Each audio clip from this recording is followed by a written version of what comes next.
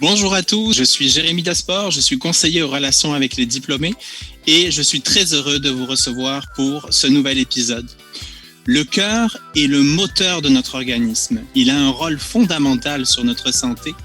L'adoption de saines habitudes de vie améliore sa performance et renforce nos systèmes sanguins. Notre santé cardiovasculaire a des répercussions directes sur notre cerveau, sur notre foie, sur nos reins et plusieurs autres parties de notre corps. Quelles sont les meilleures pratiques à adopter au quotidien? Quels sont les gestes et les saines habitudes de vie à prendre en compte? Bienvenue dans Questions de santé.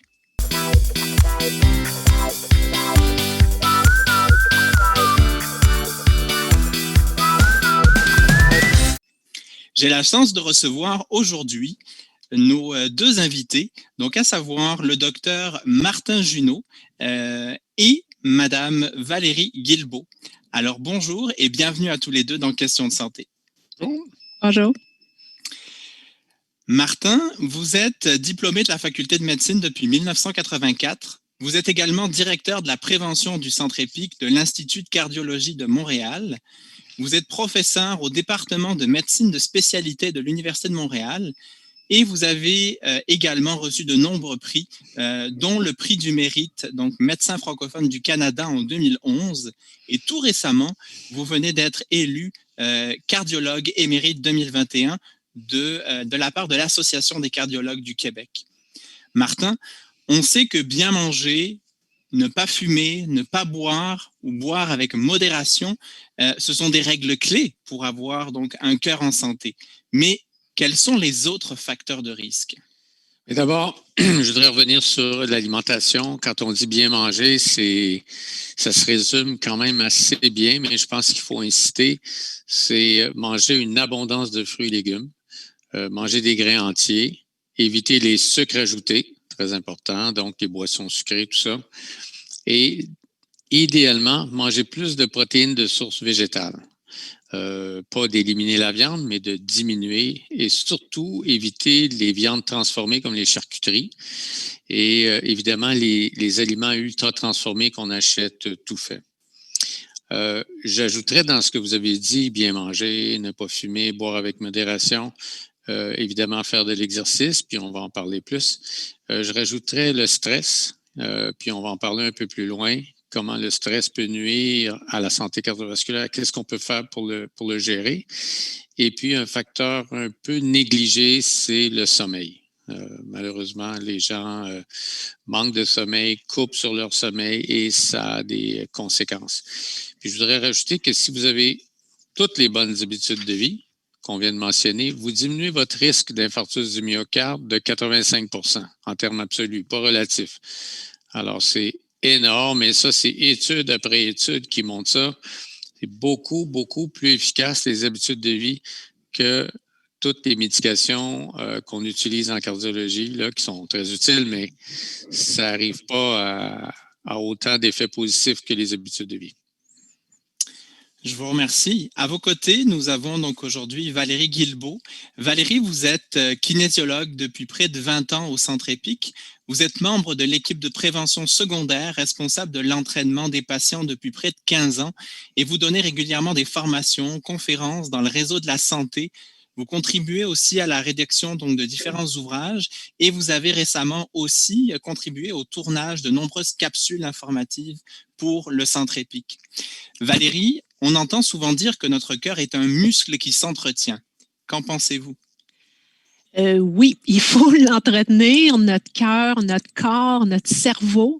En fait, ce qu'il y a de plus dangereux dans la vie, c'est ce qu'on fait en ce moment, malheureusement, c'est de rester assis.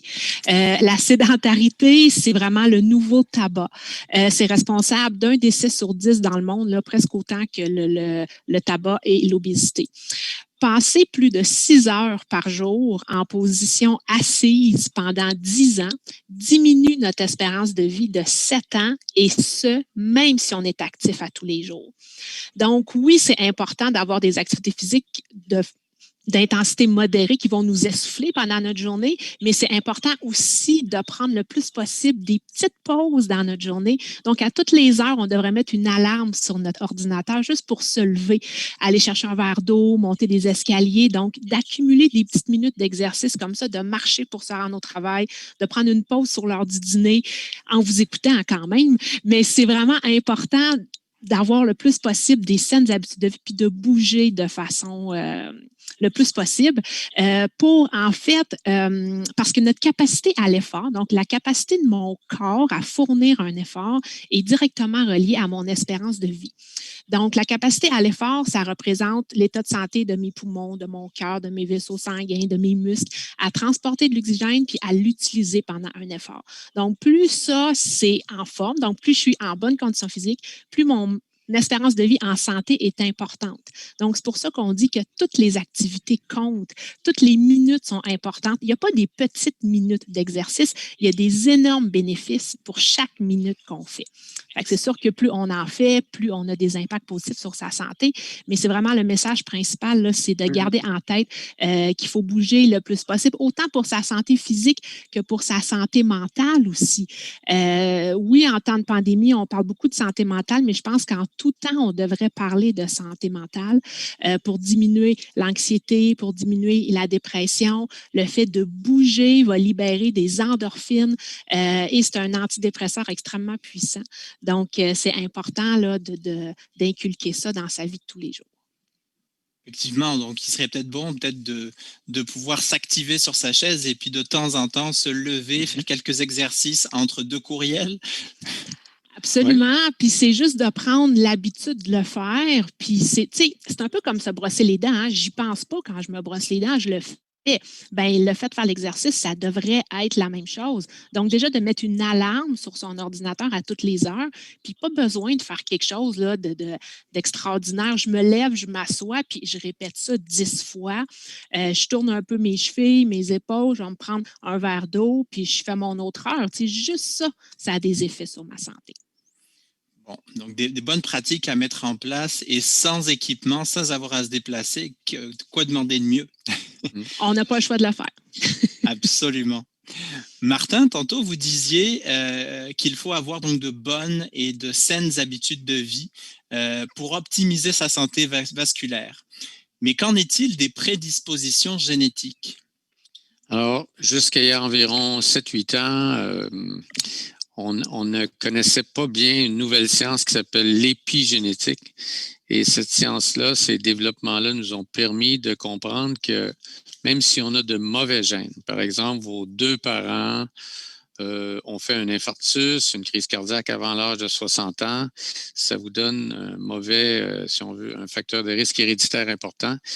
Et ce qu'on a appris dans les dernières années, c'est que avoir de mauvais gènes, on n'est pas condamné. Parce que si on modifie nos habitudes de vie, on va exprimer des bons gènes et mettre en veilleuse des mauvais gènes. Alors, plusieurs études, des grandes études, ont démontré que des gens qui avaient une très mauvaise hérédité, s'ils pratiquaient des bonnes habitudes de vie, pouvaient diminuer leur risque, pas pour compenser complètement, mais en grande partie l'hérédité. On dirait au moins 50 à 60%. Donc, on n'est pas condamné par nos gènes comme on a longtemps pensé. Et ça, je pense que c'est important. C'est un message d'espoir là, pour des gens qui ont eu la malchance de naître de 2 parents avec des problèmes cardiaques. C'est très bon à savoir et puis c'est rassurant encore une fois, comme on dit, dans un contexte où on est excessivement stressé et où notre anxiété est vraiment au summum. Ça fait toujours bon de savoir qu'on est quand même à l'abri de certaines hérédités au niveau donc de ces gènes familiales. Une autre question que j'aimerais vous poser plutôt à Valérie. Valérie, certaines personnes s'entraînent beaucoup.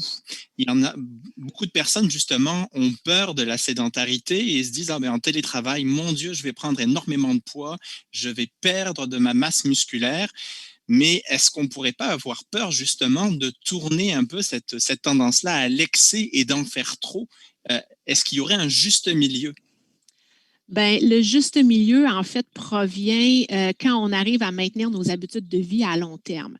Dans le sens que de trop en faire, je pense pas qu'on est dans une société où le problème majeur, c'est des gens qui en font trop. Je pense plus que c'est des gens qui en font pas assez.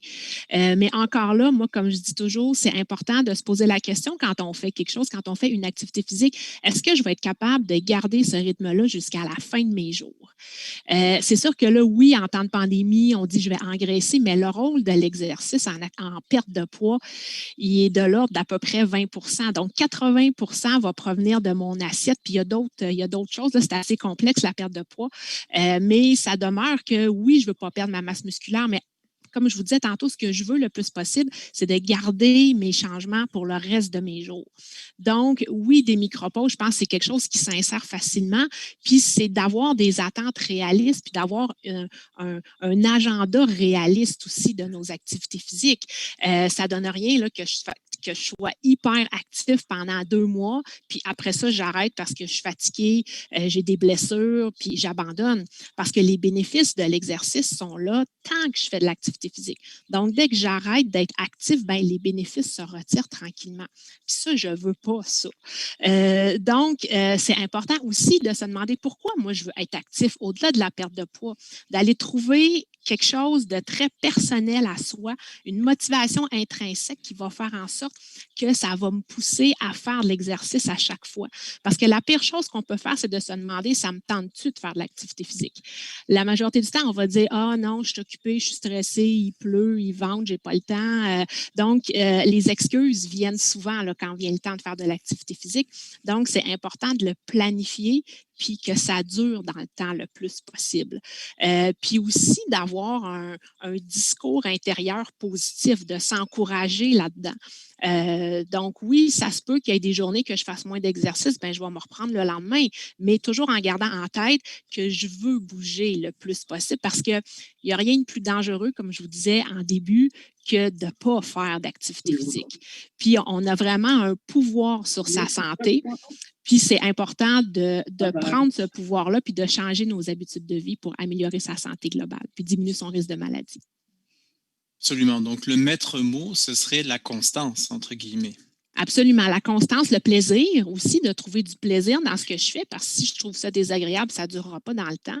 Puis des fois, d'informer les gens dans mon entourage que j'ai commencé à faire de l'exercice. Donc, c'est comme une forme d'engagement. Donc là, les gens vont me dire, hey, est-ce que tu t'es entraîné? As-tu fait telle chose? Fait qu'on est comme redevable, mais de la bonne façon. Là.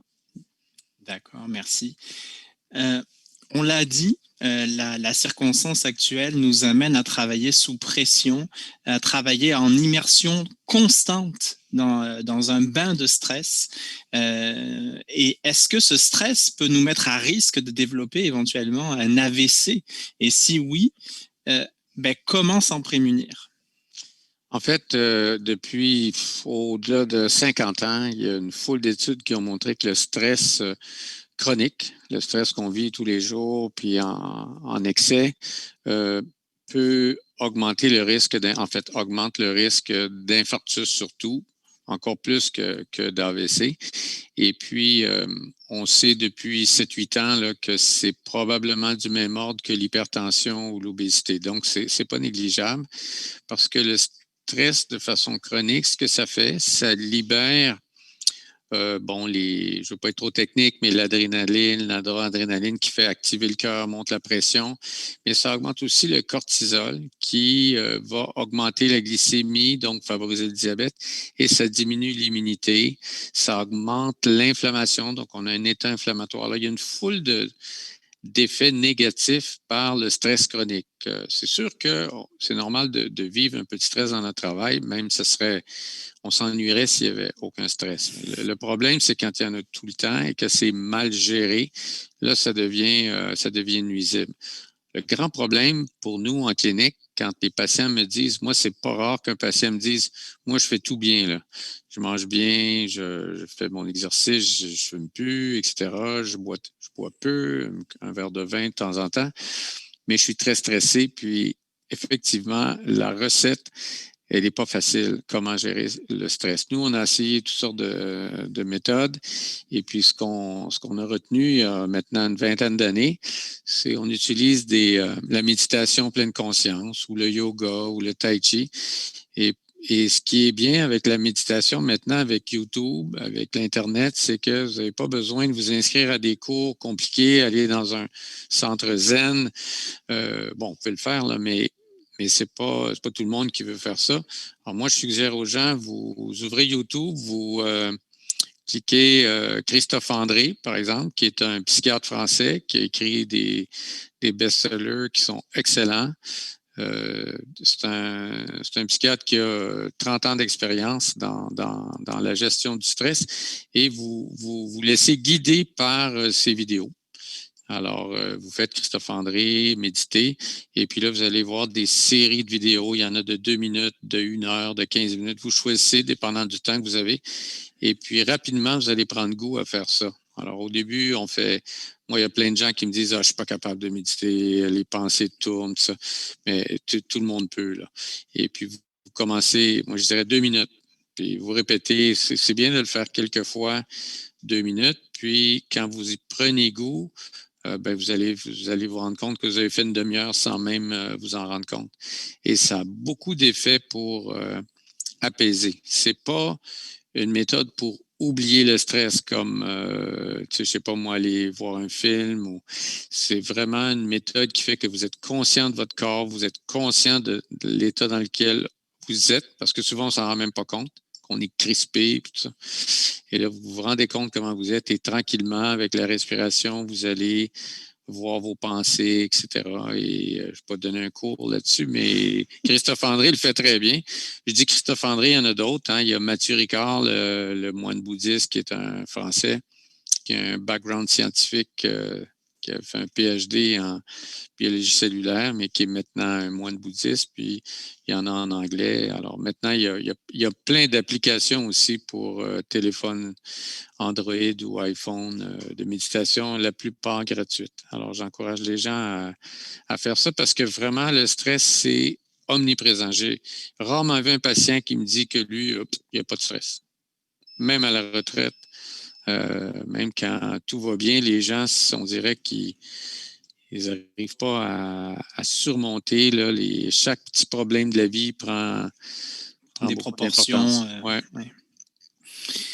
Est-ce que vous aviez des choses à ajouter, peut-être, Valérie? Oui, j'ai découvert une application qui s'appelle Petit Bambou, où là, il y a vraiment près de 900 méditations qu'on peut faire dans différents milieux, en milieu de travail pour les enfants, les adolescents aussi, qu'on oublie des fois, les adultes, oui, le couple. Donc, il y a plein de choses. C'est payant, par contre, là, c'est 100 $ pour 1 an. Mais ça demeure qu'il y a un grand accès, puis c'est super bien fait. Il y a des méditations guidées. C'est environ 10 minutes. Puis, je vous mets au défi de faire la première série qui est 8 méditations, puis après ça, d'arrêter. Puis c'est de juste être curieux puis de l'essayer pour voir, tu sais.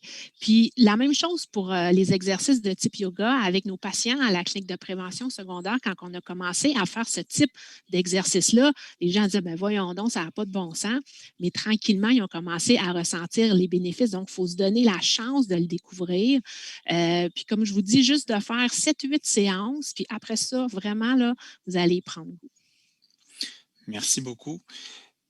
On a tendance à penser que les femmes ont des prédispositions à avoir donc des problèmes cardiovasculaires, mais j'aimerais vous entendre sur quelles sont les différences majeures entre les hommes et les femmes en termes de santé cardiovasculaire. Oui, alors il y a des différences. Alors c'est sûr que jusqu'à la ménopause, les femmes sont relativement protégées par leurs hormones contre la maladie coronarienne. Alors, on voit moins d'infarctus, de mort subite avant la ménopause chez les femmes, disons avant l'âge de 50 ans, que chez les hommes. Après la ménopause, en une quinzaine d'années, l'incidence d'infarctus ou d'AVC rejoint celle des hommes. Et puis, éventuellement, même les femmes dépassent là, quand on arrive dans l'âge passé 80 ans parce que tout simplement, il y a moins d'hommes que de femmes. Alors, si vous voyez l'étage en cardiologie, là, l'étage de cardiologie générale, ben, chez les patients très âgés, c'est surtout des femmes. Mais jusqu'à la ménopause, les femmes sont relativement épargnées. Il y a une chose que j'aimerais souligner, c'est chez les jeunes femmes qui prennent des anovulants, il ne faut absolument pas fumer. C'est un ou l'autre. Alors, normalement, un médecin ne devrait jamais prescrire d'anovulant si la femme fume. Alors, ce qu'on dit aux femmes qui veulent des anovulants ou un moyen contraceptif, vous ne pouvez pas avoir d'anovulant si vous fumez, si vous choisissez. Idéalement, c'est d'arrêter de fumer. Alors, pourquoi? Parce que ça favorise, les deux ensemble favorisent la thrombose. Alors, on voit encore malheureusement des AVC chez des femmes de 28-32 ans parce qu'ils fument et prennent des anovulants ou même l'infarctus. Moi, une de mes plus jeunes patientes a fait un infarctus important à 28 ans, fumait 1,5 paquet par jour sous anovulant. Et puis, elle ne le savait pas, personne ne lui avait dit, c'est curieux. Alors ça, c'est un point important. L'autre point à savoir pour les femmes sans disons, rendre les femmes hypocondriaques, c'est que souvent, on va dire l'angine, la douleur d'angine, qui est une douleur dans la poitrine qui est un signe de maladie coronarienne, c'est une maladie qui cause l'infarctus. Eh bien, souvent, les douleurs ne sont pas exactement les mêmes que celles des hommes. Alors, moi, je dis toujours aux femmes, si vous avez un malaise dans la poitrine qui survient à l'effort, même s'il est un peu vague, ben ça vaut la peine d'en parler à votre médecin, sans venir obséder, là. Mais le malaise est un peu moins typique, si on veut, que chez les hommes. Et malheureusement, des fois, c'est pas pris au sérieux. Les gens disent, non, c'est une femme, c'est pas possible. Non, ça peut arriver à une femme, même jeune, pas dans la vingtaine, mais à partir de 35-40 ans, c'est moins fréquent que chez l'homme, mais c'est quand même pas rare. Alors, c'est en gros les différences. D'accord, merci beaucoup. Avant de passer à la période de questions donc de nos participants, j'aurais envie de poser une dernière question qui recoupe un peu ce que vous venez d'expliquer, mais pour vraiment être certain que les personnes qui nous suivent aujourd'hui puissent avoir vraiment tous les outils pour détecter peut-être une insuffisance au niveau donc de leur cœur ou éventuellement une sonnette d'alarme que notre organisme pourrait nous envoyer pour vraiment porter une attention particulière sur un possible problème cardiovasculaire. Donc, quels seraient les signes ou manifestations particulières que notre corps pourrait nous envoyer pour tirer la sonnette d'alarme? C'est sûr que le symptôme qui nous dérange le plus, nous, les cardiologues, c'est si quelqu'un nous dit, disons, un homme de même assez jeune, 38 ans, disons. Chaque fois que je fais un effort, j'ai un serrement à la poitrine, derrière la cravate, ici, dans le milieu. Et puis, quand je m'arrête, ça s'en va. Ça, c'est vraiment inquiétant. Par contre, si quelqu'un me dit, puis ça arrive très souvent, on voit ça à l'urgence, j'ai comme un coup de couteau ici au niveau du cœur, mais ça, c'est justement pas le cœur. En général, le coup de couteau, l'épine, l'aiguille qu'on sent très pointue, là, on peut vraiment voir avec précision, là, un point précis. En général, ça, c'est musculaire et ce n'est pas inquiétant. Par contre, quand la douleur est sourde, il y en a qui vont nous dire, j'ai comme un éléphant qui me pèse sur la poitrine ici. Ça, c'est inquiétant. Et ça irradie pas toujours, mais souvent, ça va irradier vers le cou, le bras, pas nécessairement le bras gauche, ça peut être les deux bras. Alors, une douleur qui vient à l'effort puis qui disparaît au repos, c'est inquiétant, là, ça signale qu'il y a un blocage. Et souvent, les gens ne vont pas consulter et malheureusement, ils arrivent à l'infarctus, ils arrivent trop tard. L'idéal, c'est de le trouver avant. Ça, je dirais, c'est la principale chose qui nous préoccupe. Bon, évidemment, il y a plein d'autres symptômes, mais celui-là, c'est le plus, je dirais, le plus inquiétant et souvent celui qui va être pas pris au sérieux par les patients. Un petit malaise à l'effort, bof. Mais non, un malaise à l'effort, mais vraiment comme une pesanteur, un point ici dans le milieu, là, ça, il faut s'inquiéter de ça. Je dirais que c'est la principale. Il y en a d'autres, là, mais... D'accord. Est-ce que vous aviez quelque chose peut-être à rajouter, Valérie, de votre côté, ou au niveau de l'effort peut-être, ou de la condition physique? Absolument. Moi, je voulais prendre une tangente un peu plus quand on fait une activité physique, qu'est-ce qui est normal et pas normal de ressentir, parce qu'à partir d'aujourd'hui, tout le monde doit être actif physiquement suite à nos conseils. Tu sais, quand je vais prendre une marche, quand je fais monter mes pulsations cardiaques, oui, c'est normal de sentir que j'ai chaud un peu, je transpire, je suis essoufflée un peu, c'est correct. Mais il faut toujours se poser la question à savoir, est-ce que je suis au maximum de mes capacités? Est-ce que je suis tellement essoufflée que je suis plus capable de parler, je vois des points noirs, j'ai les jambes molles, je me sens pas bien, je dois m'arrêter? Bien, tout ça, c'est des signes que je suis peut-être trop loin dans mon intensité. Puis, il n'y a pas plus de bénéfices nécessairement à s'entraîner dans une zone très, très, très intense comme ça. Puis, tous les symptômes que Dr. Junot vient de nommer, c'est sûr que si c'est des symptômes qui arrivent à l'effort, bien là, vous arrêtez l'effort très, très rapidement, puis vous allez consulter. Mais reste qu'on doit toujours sentir qu'on est en contrôle de son effort pendant qu'on fait quelque chose et qu'on n'est jamais aux limites de ses capacités. Ça, c'est vraiment ce qui doit nous rester le plus possible là, quand on va prendre une marche ou quand on fait du vélo, quand on fait de l'entraînement tout seul dans son sous-sol. Parce que les chaînes YouTube et les exercices qui nous sont suggérés, souvent, il n'y a pas de supervision, on est tout seul chez nous, on ne sait pas trop jusqu'où on doit se rendre, mais c'est important de se poser des questions puis de se demander comment je me sens. Puis ça, il y a juste nous qui peut le faire. Là. Donc, oui, les fréquences cardiaques, c'est quelque chose qu'on peut regarder, mais encore là, ça dépend de plein de facteurs. Mais je pense que la question première à se poser, c'est est-ce que je me sens bien? Est-ce que je me sens en contrôle? Est-ce que je sens que je suis encore capable d'en faire un petit peu? Si ça, c'est oui, bien, vous êtes dans une bonne zone d'intensité sécuritaire. Je voudrais rajouter quelque chose là-dessus. C'est important ce point-là des fréquences cardiaques. Tu sais, beaucoup de gens me demandent, je me suis acheté une montre Polar ou j'ai une montre Apple qui me dit mes fréquences. Et puis moi, je dis oui, c'est bien les gadgets, ça peut aider, mais votre sensation d'effort est encore plus importante. Si vous ne vous sentez pas bien, puis votre monde dit que vous êtes correct, vous êtes dans le range qui a été fixé selon votre âge, etc. Si vous ne vous sentez pas bien, vous sentez que vous allez au-delà de votre capacité, votre confort, il y a quelque chose qui ne marche pas, vous devez écouter votre corps. Et la sensation d'effort est plus importante que ce que le gadget va vous dire. Merci, Dr. Junot. Merci, Valérie. Maintenant, si vous le voulez bien, nous allons passer donc aux questions qui nous viennent donc des participants qui nous suivent aujourd'hui. La première question nous vient de la part de Francine qui a noté que nous avions parlé au tout début donc de la rencontre de sommeil. Donc, elle aimerait en savoir un petit peu plus sur ses impacts par rapport à notre santé cardiovasculaire. Mais comme je disais au début, le sommeil, ça a été, je dirais, le facteur de risque. Le manque de sommeil, ça a été le facteur de risque négligé. Et que, bon, c'est pas qu'on le découvre, mais en cardiologie, je peux dire que oui, on le découvre.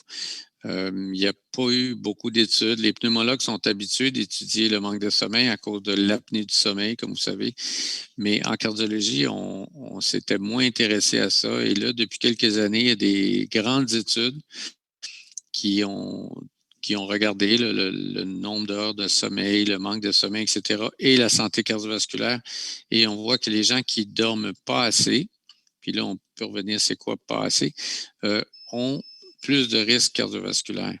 Qu'est-ce qui est passé? Écoutez, la moyenne des gens dorment environ 8 heures, mais il y en a qui ont besoin de 10, il y en a qui ont besoin de 6. La plupart des gens, c'est entre 6 et 10, avec une moyenne autour de 8. Mais ce qu'on sait, c'est depuis 30 ans, les gens dorment moins, environ 1 heure de moins. Et c'est clair que ça a des répercussions sur leur santé. On peut prendre du poids, la pression artérielle augmente et à long terme, il y a un risque accru d'accident cardiovasculaire. Le gros problème, je trouve, en clinique, c'est comme le stress, c'est oui, mais qu'est-ce que je peux faire? Je dors mal. Le problème de l'insomnie, c'est vraiment difficile. Les médecins de famille ont plein de consultations pour ça. Moi, mes patients, c'est rare que dans un bureau, je n'ai pas un patient qui me dit qu'il dort très, très mal.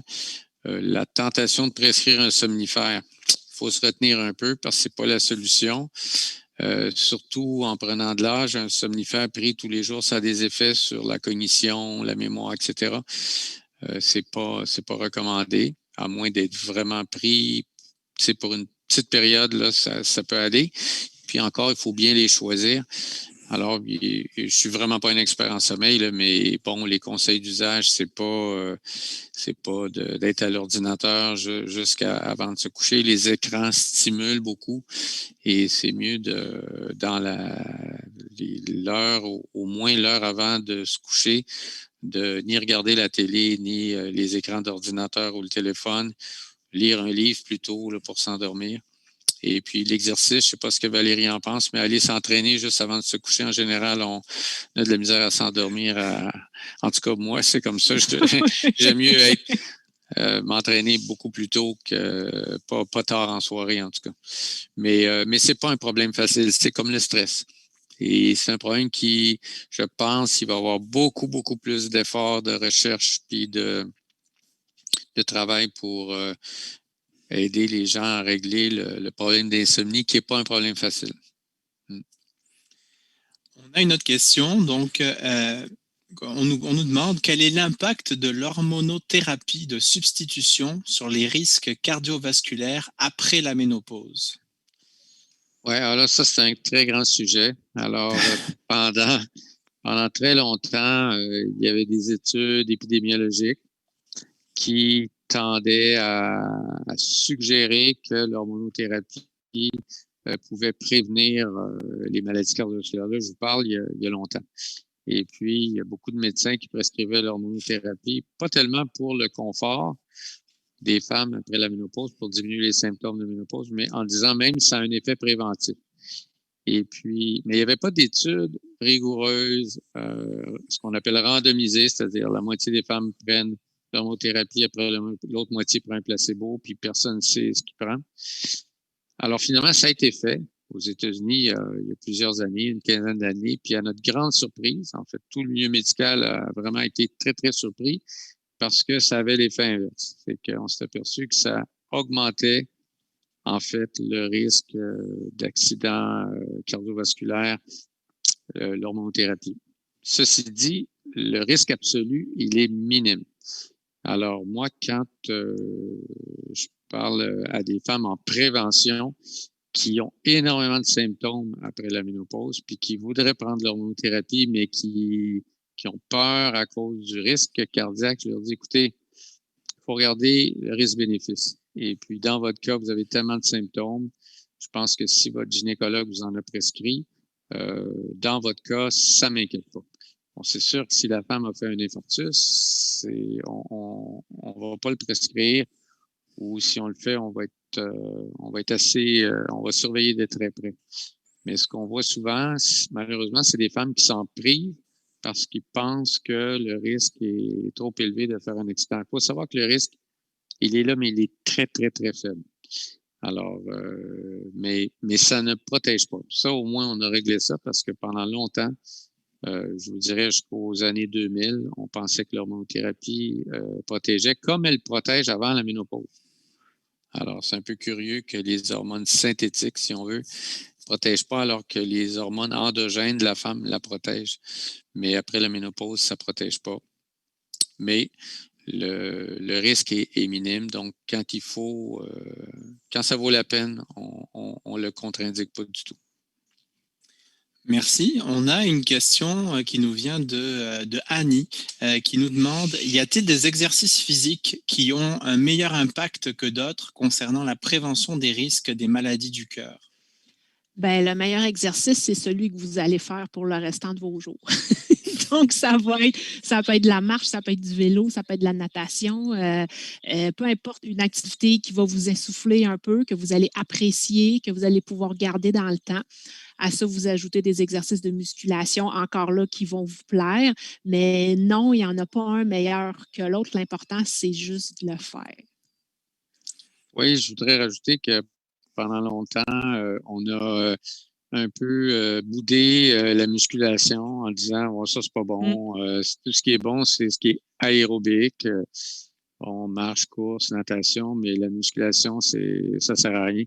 On sait depuis au moins 25-30 ans que c'est très bon aussi là, pour la pression artérielle, pour le métabolisme, pour la posture, etc. et même cardiovasculaire. Donc, comme dit Valérie, tous les exercices sont bons. L'important, c'est de trouver ce que vous allez aimer et que vous allez continuer de faire. Merci. On a une personne qui nous pose la question, est-ce que la basse pression peut être synonyme de problème cardiovasculaire? C'est très rare.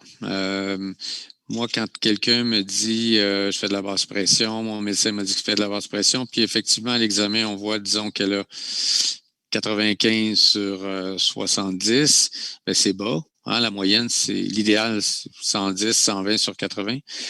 Moi, je dis que vous êtes chanceux parce que c'est plus la pression est basse, il y a des limites, là, mais plus le risque est bas. Et puis, c'est quand même 50% des Canadiens passés 50 ans qui ont une hypertension artérielle. Hein, c'est le facteur de risque, à part la sédentarité, là, qui est le plus présent. Mais ça fait beaucoup de dégâts. L'hypertension, ça affecte le cerveau, les yeux, le cœur, les reins. Donc, c'est un gros problème. Puis, c'est 50% des cas d'hypertension ne sont même pas diagnostiqués. Et puis, de ceux qui sont diagnostiqués, il y en a à peu près la moitié qui sont traités convenablement. Donc, c'est un gros problème. À l'inverse, l'hypotension, c'est une bonne affaire, en fait. Le problème, c'est que des fois, c'est tellement extrême. Alors, il y a des gens, souvent des femmes, de petite stature qui vont se promener avec des pressions de 95. Bon, alors ces femmes-là, malheureusement, vont être souvent étourdies. Dès qu'ils sont déshydratés, ils vont presque perdre connaissance. Et ça nous arrive de prescrire, c'est rare, c'est la seule fois où on prescrit de prendre du sel. Parce que le sel cause une rétention hydrosodée, puis on va dire aux gens, bien, prenez un peu plus de sel ou prenez du jus V8, c'est plein de sel, ça, les jus de tomate. Mais c'est vrai que des fois, ça peut poser des problèmes. C'est plus des désagréments. C'est désagréable d'être hypotendu parce que dès qu'il fait chaud, dès que vous êtes fatigué, ben, l'hypotension fait que si vous vous levez rapidement, mais vous allez être étourdi, vous pouvez même tomber. Mais ce n'est pas dangereux. Et puis, moi, je dis, c'est effectivement chanceux d'avoir une basse pression comme ça. Merci beaucoup. Une question peut-être pour Valérie maintenant. On sait que les adeptes de sport cherchent à toujours essayer de boire des boissons vitaminées. On voit donc des différentes marques avec différentes couleurs. Quelle serait peut-être la meilleure boisson à privilégier, si ce n'est l'eau? Donc, est-ce que vous auriez peut-être une autre recommandation à adresser à nos coureurs? Ben, en fait, je ne suis pas nutritionniste, mais oui, d'emblée, c'est l'eau, d'abord et avant tout, mais dépendamment de la durée puis du type d'exercice qu'on fait aussi. C'est sûr que si on fait une randonnée à vélo qui dure 4 heures puis qui fait chaud, ben là, peut-être d'avoir un petit jus Gatorade, Powerade ou quelque chose qui va nous hydrater, qui va nous aider à justement pas se déshydrater pendant l'effort. Ça va être quelque chose à privilégier, mais chez monsieur, madame, tout le monde, en général, c'est vraiment l'eau. Il n'y a pas d'autre. Je ne sais pas, docteur Junot, là, si vous voulez développer. Non, même faire un marathon, par exemple, si vous consultez les revues de médecine du sport ou les guides de pratique en médecine du sport, on dit de boire de l'eau. Plutôt que des solutions là, spéciales. Par contre, pour éviter, comme dit Valérie, s'il fait très, très chaud, puis un risque de perdre beaucoup d'électrolytes, bon, ben des fois, on va dire, ben écoutez, rajoutez un petit peu de sel dans l'eau, un peu de jus de citron, ça va goûter bon, mais pas beaucoup. Mais pas besoin là, d'avoir des trucs très, très sophistiqués. Là. Ça n'améliore pas vraiment la performance. Puis une chose qu'on a appris dans les 10 dernières années, c'est que des fois, les gens boivent trop d'eau. C'est drôle de dire ça, mais on a vu des cas dans les marathons, des gens qui ont perdu connaissance parce qu'ils buvaient là, à tous les stops. Là. Pas les stops, mais il y a des tables avec des verres d'eau. Ils pouvaient boire 1 litre d'eau à tous les 15 minutes. Puis là, à ce moment-là, on fait l'inverse, on fait une hyponatrémie. On dilue le sodium, puis les gens deviennent étourdis et tout ça. Alors, l'excès inverse, c'est rare, mais ça arrive. Mais c'est vrai que ce qu'on voit plus, c'est de la déshydratation. Alors, les gens ne s'hydratent pas assez et puis ils vont être étourdis, tout ça. Par contre, peut-être que c'est important de corriger un concept qui est très répandu, c'est que quand on a soif, il est trop tard. C'est pas ce que les études montrent. Les études montrent que le corps, au contraire, est assez intelligent pour savoir quand il a besoin d'eau. Alors, de boire pour pas attendre d'avoir soif, c'est pas nécessairement, en fait, c'est pas démontré par la science. Le corps est notre cerveau est vraiment bien fait, notre corps, pour nous dire, là, c'est le temps de boire. Alors, bon, si on peut décider c'est quoi le seuil, là, mais pas boire même si on n'a absolument pas soif, là, ça, c'est exagéré. Alors en fait, c'est l'équilibre, là. Moi, je voulais juste corriger quelque chose parce que là, j'entends mon amie nutritionniste, j'ai dit le mot Gatorade puis Powerade. Elle va me dire, il y a trop de sucre là-dedans. Donc, oui, de l'eau, du sel, du jus de citron, je suis désolée. Ben, tu sais, quelqu'un qui ferait un marathon avec un Gatorade, bon, c'est pas grave. Justement, tant qu'on parle d'effort, il y a une personne qui ne s'identifie pas et qui nous dit, peut-on mesurer sa capacité à l'effort dans le but d'évaluer son espérance de vie? Absolument, oui. Nous, les kinésiologues, on peut le faire d'une façon sous-maximale. Sinon, les médecins peuvent prescrire une épreuve à l'effort maximal. Mais oui, c'est possible de le faire. Puis, je vous recommande de le faire. En fait, on devrait tous connaître sa capacité à l'effort, comme c'est un marqueur de survie, au même titre que sa pression, au même titre que ses taux de cholestérol. Donc, on devrait connaître ce chiffre-là. Et nous, les kinésiologues, on peut le faire là, avec différents tests sous-maximales. Docteur Junot. Oui, je voudrais rajouter que c'est une très bonne question parce que, comme dit Valérie, votre capacité d'effort mesurée sur tapis roulant, par exemple, ou sur vélo stationnaire, mais disons sur tapis roulant, la durée du tapis roulant convertie dans une unité de mesure qu'on appelle les METS, ou plus scientifiquement la VO2 max, qui est notre capacité d'effort maximale, c'est le meilleur producteur de survie. Il y a même pas mal de médecins qui ont écrit un consensus il y a 2 ans à l'Association américaine de cardiologie, l'American Heart, pour dire ça devrait faire partie d'un bilan santé, de mesurer la capacité maximale. Évidemment, il y a des coûts reliés à ça, puis c'est pas demain la veille là, qu'on va voir là, tout le monde faire des tests d'effort, puis je pense que ça serait un peu exagéré. Mais ce que Valérie dit, c'est intéressant pour les kinésiologues. Ça, c'est pas mal moins dispendieux qu'une épreuve d'effort chez le médecin, puis tout ça. Et eux, ce qu'ils font, c'est un test sous-maximal, mais ils extrapolent le maximal de façon pas mal précise. Et puis, ça fait le travail. Ça vous donne une très bonne idée de c'est quoi votre capacité d'effort maximale. Merci beaucoup. On a une question qui, à mon avis, va beaucoup vous plaire, Docteur Junot, pour avoir un peu lu vos différents livres et vos différentes apparitions médiatiques à ce sujet. Il y a une personne qui nous dit « Toute ma vie, j'ai eu une mauvaise alimentation. Est-ce que cela veut dire qu'il est trop tard pour moi? » Oui, effectivement. Écoutez, pour n'importe quoi, que ce soit fumer, faire de l'exercice, il n'est jamais trop tard. Et les bénéfices sont très rapides.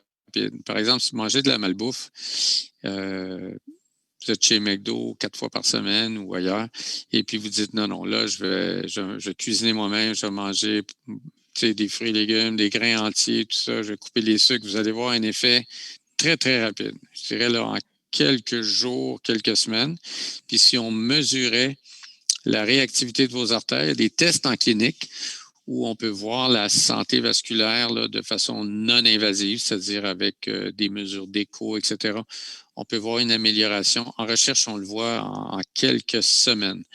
Et bon, c'est sûr que si vous avez donc quelqu'un qui aurait 60 ans et qui a mangé mal toute sa vie, qui commence une nouvelle forme d'alimentation très santé, je dirais que même l'athérosclérose dans les artères du cœur ou ailleurs, on peut voir une stabilisation de l'athérosclérose et même une régression des lésions.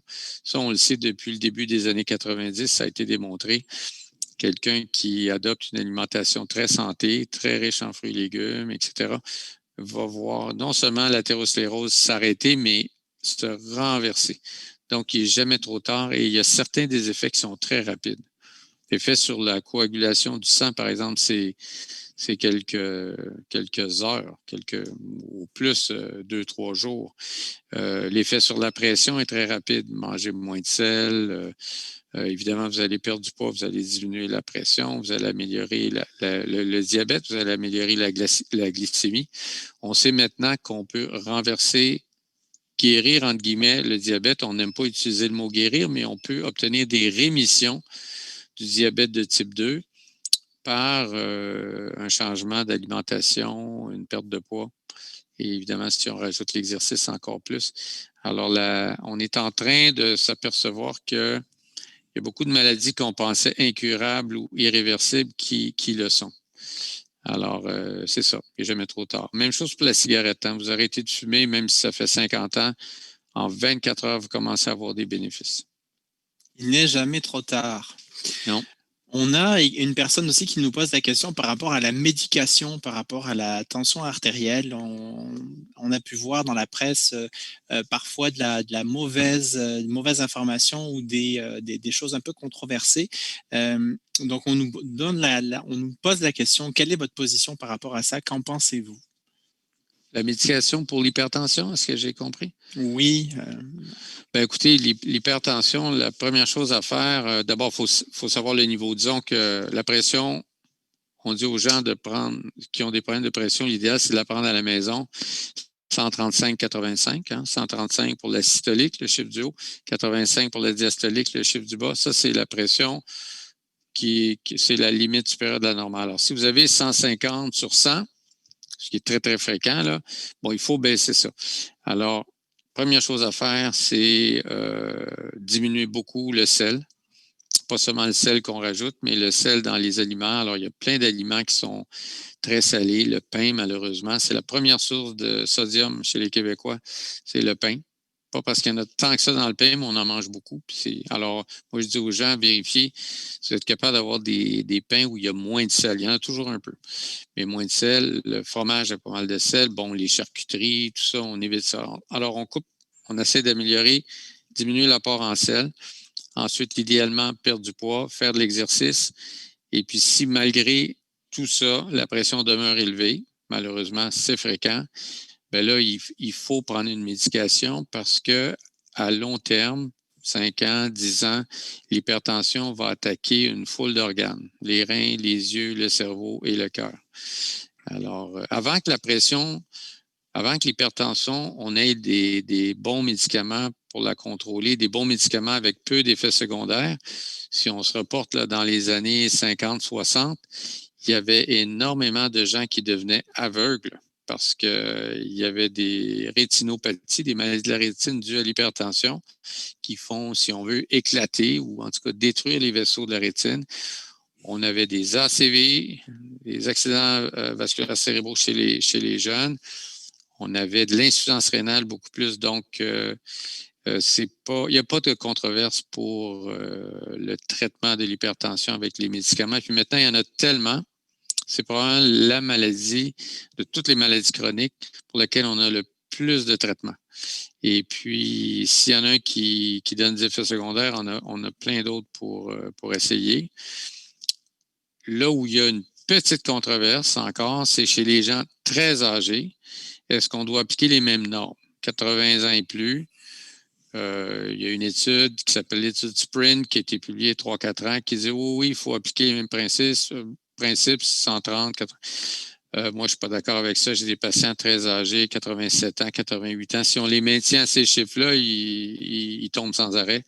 Ils se font des fractures de hanche et puis ils manquent d'énergie. Mais à part les gens très âgés, il n'y a pas vraiment de controverse. Il faut traiter la pression et si les habitudes de vie ne suivent pas, malheureusement, il faut prendre les médicaments. Et je suggère aux gens d'avoir un appareil à la maison là, pour la prendre de façon régulière.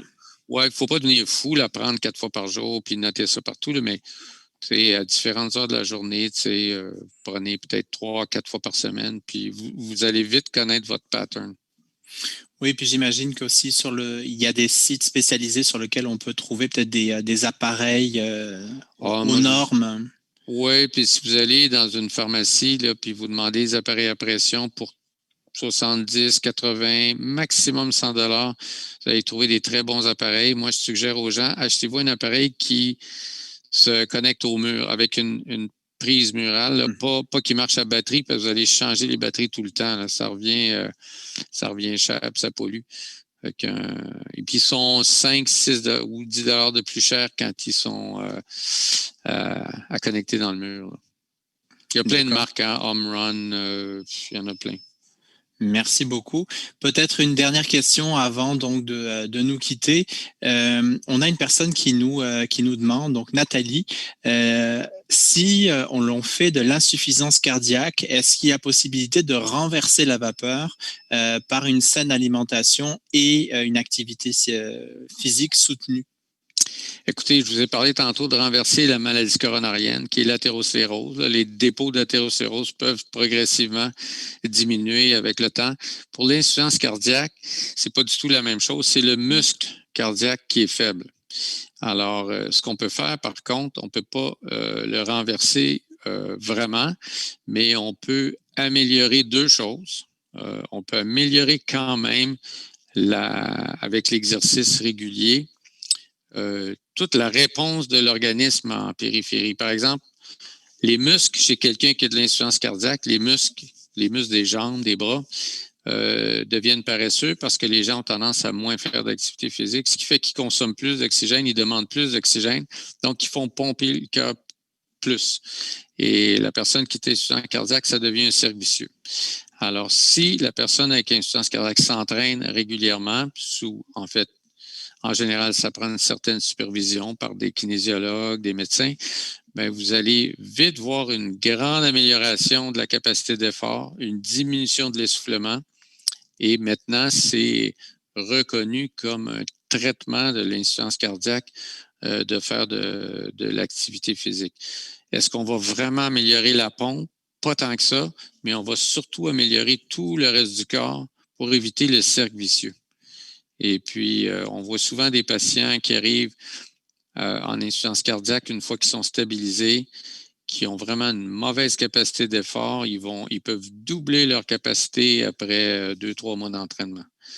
Donc, c'est une très bonne idée de faire de l'exercice, mais ça prend un minimum de supervision. C'est des cas un petit peu plus compliqués que l'entraînement chez quelqu'un qui a une petite hypertension, par exemple.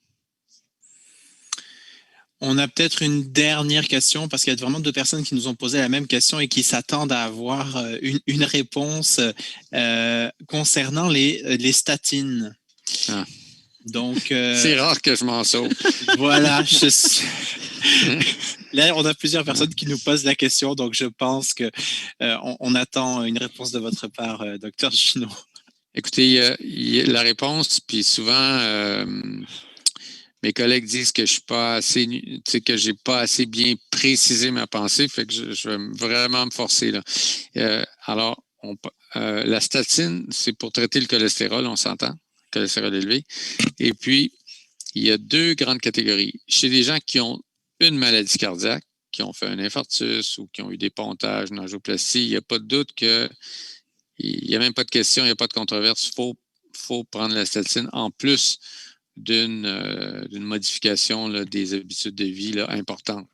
Et nous, c'est notre travail, on fait ça toute la journée, voir des patients comme ça. La controverse n'est pas là. La controverse, c'est sur des patients en bonne santé qui ont un taux de cholestérol élevé. Et là, c'est là qu'il y a un débat parmi les médecins en général. Et moi, personnellement, je trouve qu'on prescrit trop de statines aux gens normaux et qu'on fait juste regarder les chiffres. Ah, le cholestérol est plus que le LDL, pour être précis. Le mauvais cholestérol est en haut de 3,4, paf, statine. Mais on ne regarde pas l'ensemble. Alors moi, je regarde, est-ce qu'il y a de l'hérédité cardiaque? Si les deux patients sont vivants, c'est-à-dire ont vécu plus que 70 ans, 75 ans sans problème cardiaque, déjà, ça m'inquiète moins. Si je vois que le patient ne fait pas d'hypertension, n'a pas de diabète. Ensuite, je regarde, très important, est-ce qu'il fait de l'exercice? Souvent, mes collègues ne vont pas demander ça. Si la personne fait de l'exercice, mange bien, là, je me dis, il n'y a pas vraiment de facteur de risque. Tout ce qu'il y a, c'est un cholestérol LDL élevé. Pour moi, ça ne mérite pas une statine. Montrez-moi les bénéfices, les études. c'est minime. Par contre, si le père est mort à 48 ans d'un infarctus, que la personne commence un diabète, une petite hypertension, ce qui est très, très fréquent, hein, l'homme bedonnant de 42 ans là, avec un tour de taille élevé, là, c'est vraiment un terrain fertile pour un infarctus bientôt. Là. Alors, je vais surtout axer mes conseils sur les habitudes de vie, mais je n'aurai pas bien le choix de donner la statine. Donc, pour moi, ce qui déclenche la statine en prévention, là, on parle vraiment en prévention, c'est pas le chiffre, c'est l'ensemble. Il n'y a pas une réponse simple. Mais c'est clair que je pense qu'on prescrit trop de statine en prévention sans regarder l'ensemble. Et je vois des fois des gens, des amis, des gens de la famille qui sont fait prescrire une statine alors qu'il n'y a pas vraiment de raison. C'est juste que le cholestérol LDL est un peu haut. Et je trouve que pour moi, c'est pas de la bonne médecine. Heureusement, il y a peu d'effets secondaires, il y a peu d'effets négatifs. Il y a les douleurs musculaires qui peuvent arriver, surtout chez les gens qui font de l'activité physique. Ça, c'est presque 20%. Alors là, c'est vraiment embêtant. Moi, j'ai des patients un voisin près de chez moi qui marchait 13 km par jour, s'est fait prescrire une statine. Il a arrêté de marcher, il a suivi, il a vu des médecins, des physios pour essayer de trouver un problème à ses jambes pour finalement avoir une conversation avec moi. Puis j'ai dit, arrête donc ta statine pour voir. Puis en 3 jours, il n'y avait plus rien. Là. Alors ça peut causer pas mal de dommages chez les gens qui ne savent pas. Mais fait que c'est une longue réponse. C'est vous dire, c'est assez complexe, mais chez les cardiaques, il faut en prendre. En prévention, ça dépend de l'ensemble, mais peut-être que des fois, on en donne un peu trop. Merci beaucoup. Dans la mesure où on pourrait revenir peut-être à la normale un jour en présentiel pour reprendre nos activités de façon normale, est-ce qu'il y a possibilité de prendre des cours, Valérie, au Centre Épique pour pouvoir justement se remettre en forme et puis vous retrouver à ce moment-là pour avoir peut-être un petit peu plus d'énergie et de motivation à faire du sport? Absolument. Ben là, maintenant, toute l'équipe des kinésiologues, on offre des séances par Zoom. Il y a notre chaîne YouTube aussi où là, il y a des séances gratuites que les gens peuvent voir, mais quand tout va être terminé, là, on offre une énorme variété de cours au Centre Épique. Il y a eu des agrandissements, l'achat de nouveaux équipements. L'équipe des kin, c'est une équipe qui est hyper dynamique, qui est toujours là, donc vraiment, là, vous êtes bien, bien encadrés chez nous du début à la fin. Donc, on commence par un examen médical. Ensuite, vous voyez le kinésiologue, puis vous avez accès à tous les plateaux. Mais quand ça va être ouvert, oui. Mais en attendant, on est là via YouTube. Puis pour nos membres, présentement, bien, sur la plateforme Zoom, on offre des cours. Merci beaucoup. Et vous, Dr Junot, on pourra se procurer éventuellement donc des informations également via votre site web, mais aussi via donc différents livres que vous avez écrits justement sur les saines habitudes de vie. Est-ce que vous pouvez nous donner le nom du dernier livre que vous avez sorti? Ah ben j'en ai seulement écrit un, c'est Un cœur pour la vie.